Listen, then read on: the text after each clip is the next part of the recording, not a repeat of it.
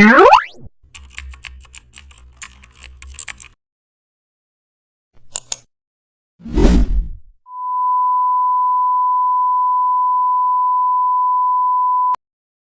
back to the channel. Don't forget to like, share and subscribe for more updates.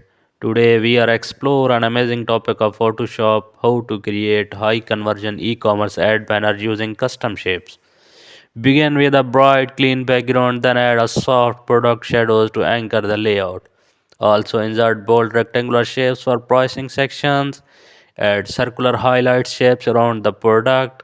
Insert sub-burst shapes for the discount page and add a clean product image in the center. Now use curved shapes to create motion behind the items. Add text for the headline and discount details. Insert a CTA button shape below. Now add a soft glow to the CTA for high conversation. Place tiny icons near future